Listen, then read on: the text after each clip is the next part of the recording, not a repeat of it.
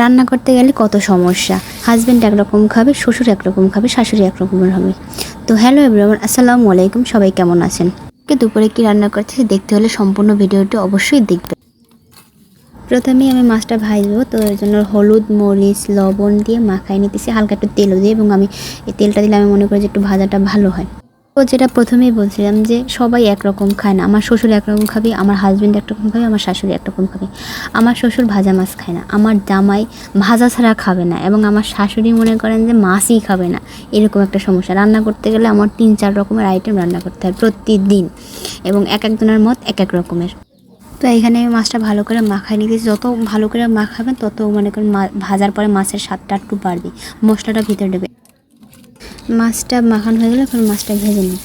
একটা কথা আপনাদের সাথে সেটাও শেয়ার করি, সেটা হচ্ছে আপনি যদি নতুন ফেসবুকে কাজ করতে থাকেন, ফেসবুক পেজে, তাহলে আপনি আপনার পাড়া প্রতিবেশী আত্মীয় স্বজন কাউরেই পেজে ফলো দিবেন না বা দিতে বলবেন না। তাহলে হবে কি, আপনার মনে করেন যে আপনার কাজ যেটুকু করবেন, আপনার যতটুকু আগ্রহ থাকে তার চেয়ে বেশি আপনার আগ্রহ কমে যাবে, কারণ আপনার ভালো কেউই চাইবে না।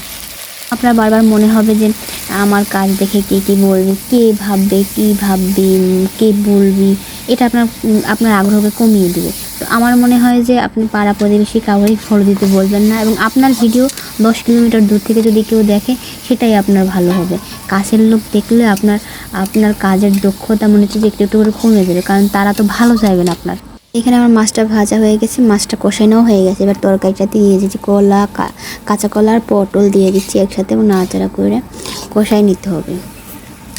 তো সবসময় ভাববেন যে আপনি যে কাজ করতেছেন সেটা আপনি দেখবেন, এবং আপনি আশা করবেন যে আপনার ভিডিও কেউই দেখবে না, এরকম একটা আশা করে আপনি কাজ করতে থাকবেন, এবং কারো কোনো কথার দিকে আপনি কান দিতে পারবেন না, তাহলেই আপনি আগায় যেতে পারবেন। এবং অবশ্যই আপনার প্রতিদিন ভিডিও দিতেই হবে, কাজ করতেই হবে, আপনার কোনো গ্যাপ দেওয়া যাবে না। যদি আপনি মনে করেন যে কাজ না করেন, ভিডিও আপলোড না দেন, রিলস না দেন, স্টোরি না দেন, সেক্ষেত্রে আপনার কিন্তু আস্তে আস্তে ভিউজ কমে যাবে, এবং আপনার রিচ কমে যাবে আপনার পেজের। আর একটা কথা সবসময় মনে রাখতে হবে, সেটা হচ্ছে আপনি সবসময় আপনার অরিজিনাল কন্টেন্ট ফেসবুকে আপলোড করবেন, কখনোই অন্যের কন্টেন্ট আপলোড করবেন না। এক্ষেত্রে আপনার এখন সমস্যা না হলেও পরবর্তীতে সমস্যা হতে পারে।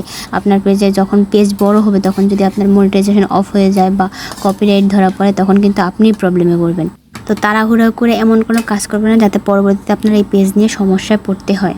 তো এখানে আমার রান্নাটা প্রায় শেষের দিকে, মানে হয়ে গেছে কাছাকাছি আর কি। মাছটা আমি দিয়ে দিলাম, ভাজা মাছটা, কাঁচা মাছটা আমি আগেই দিয়ে দিয়েছি, এবং এরপর একটু ঢাকনা দিয়ে রাখলেই তারপরে হলুদ, ঝাল, লবণ সবার শেষে চেক করবেন, তাহলে রান্না হয়ে যাবে।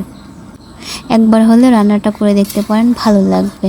এবং বিভিন্ন রকমের সবজি দেওয়া থাকে, 2 রকমের সবজি দেওয়া থাকে, মাছ আছে এবং মাছের ডিম দেওয়া আছে। মাছের ডিম দিলেও তরকারির স্বাদ কিন্তু একটু হলেও বাড়ে। হয়ে গেল আমাদের পটল, কাঁচা কলা দিয়ে রুই মাছ।